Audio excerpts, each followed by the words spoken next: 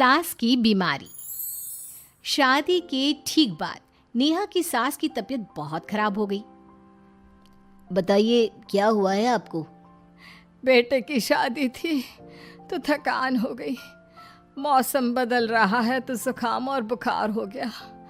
ऊपर से बहू के घर का खाना पता नहीं कैसा था कि पेट भी खराब हो गया। खाना तो बहुत बढ़िया था डॉक्टर साहब, सारे रिश्तेदार तारीफ कर रहे थे। रोहित की माँ इतनी कमज़ोर है कि जरा से में बीमार पड़ जाती है। डॉक्टर साहब आप सारी जांच करके देखिए, मुझे ऐसी क्या बीमारी है कि मेरी तबीयत ठीक ही नहीं रहती। फिलहाल तो ज़्यादा कुछ नहीं है, पहले आपके ज़ुकाम बुखार और पेट का इलाज कर लेते हैं, फिर बाकी के टेस्ट करवा लेंगे। अभी आप ये दवाइयाँ ले आइए।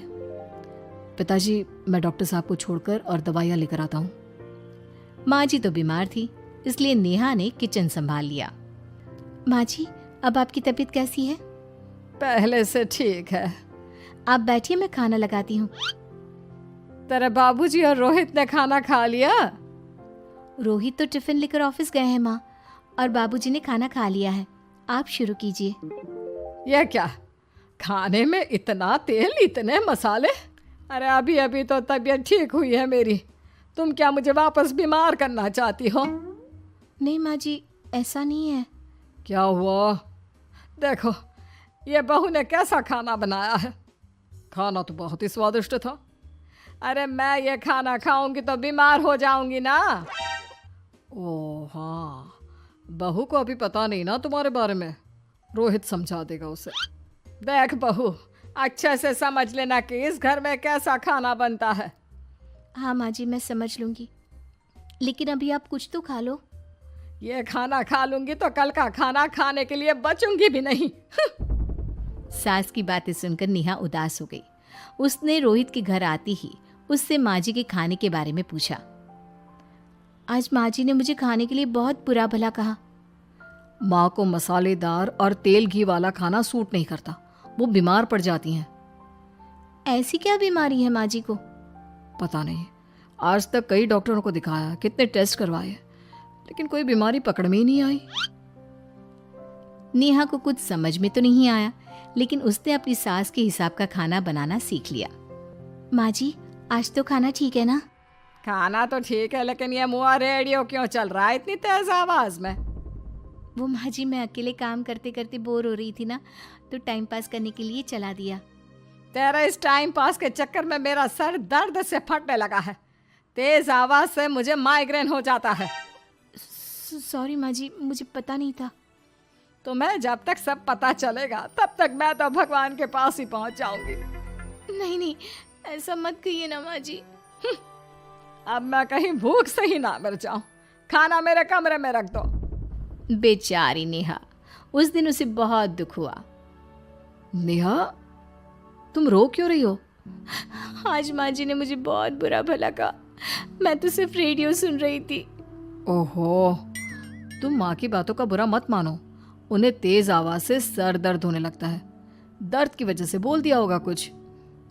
लेकिन मुझे तो ये सब पता ही नहीं था ना, इसलिए बाबूजी ने मुझे पहले ही फोन करके सब कुछ बता दिया, और मैं तुम्हारे लिए ये हेडफोन लाया हूँ।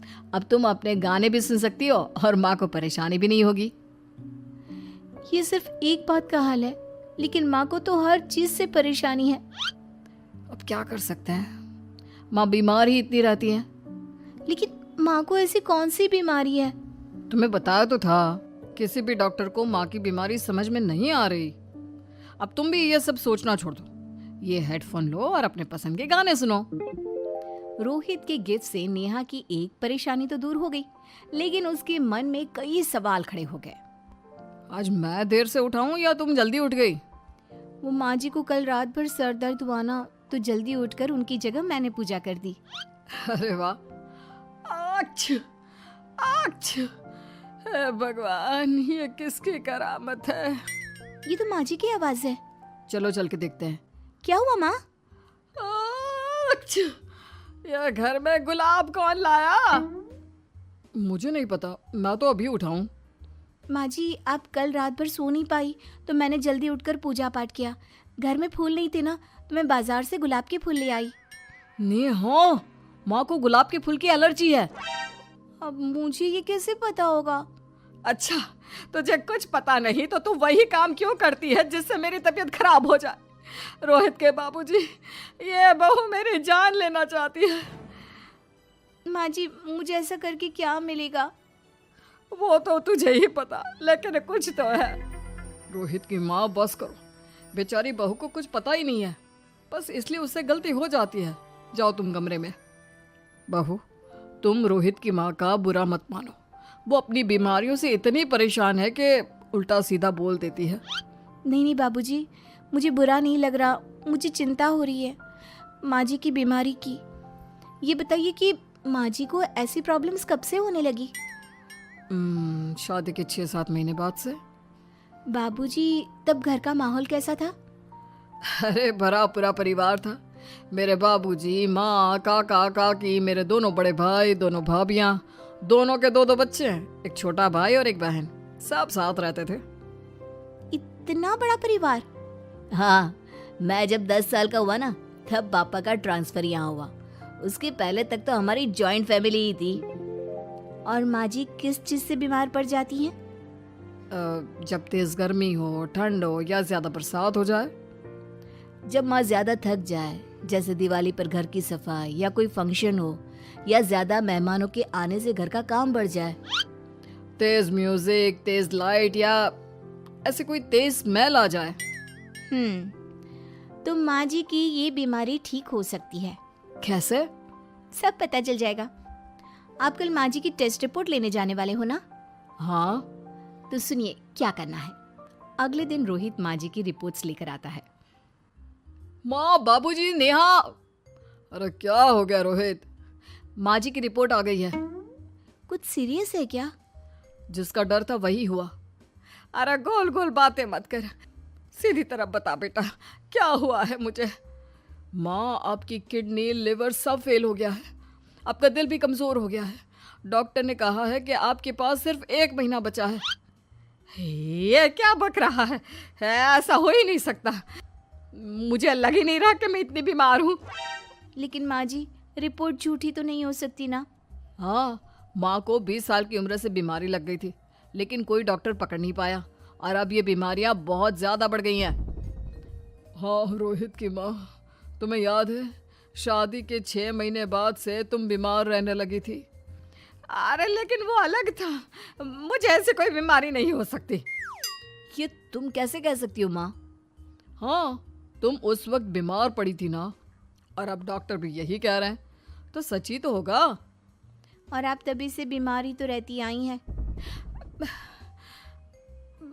अरे लेकिन तब मैं बीमार थी ही नहीं। क्या मतलब? अरे तब मैं बीमारी का नाटक करती थी, मुझे कुछ नहीं हुआ था।